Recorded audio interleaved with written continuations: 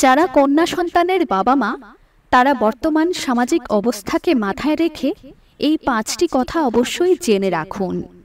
মনে রাখবেন, আপনার সন্তানের সুরক্ষার অধিকাংশটাই কিন্তু আপনাদের হাতে। তাই কথাগুলো একটু মন দিয়ে শুনবেন এবং বোঝার চেষ্টা করবেন।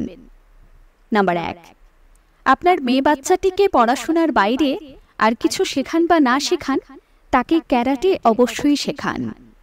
এটা আজকাল কোনো বিলাসিতা নয়, বরং প্রয়োজনীয়তা।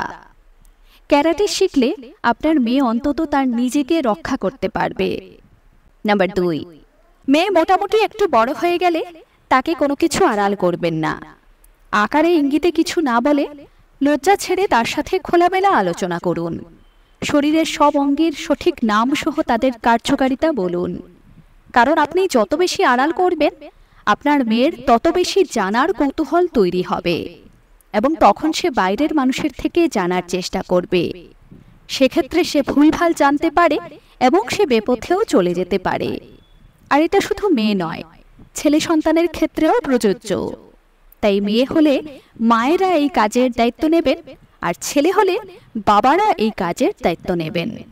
নাম্বার 3, অকারণে গালিগালাজ না করে মেয়ের সাথে বন্ধুর মতো আচরণ করুন।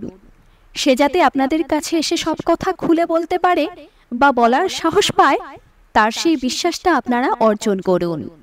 মনে রাখবেন, বাচ্চা তখনই কিছু লুকানোর চেষ্টা করে যখন সে তার বাবা মাকে সব খুলে বলার স্বাধীনতা পায় না।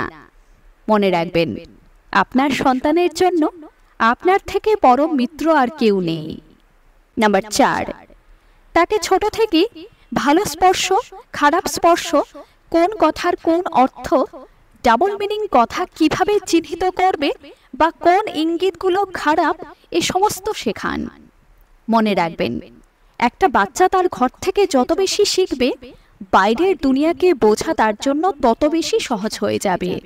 নাম্বার 5, আপনার মেয়ে কার সাথে মেলামেশা করছে, কার সাথে কথা বলছে, কে তার প্রিয় বন্ধু, সে সমস্ত জেনে রাখুন।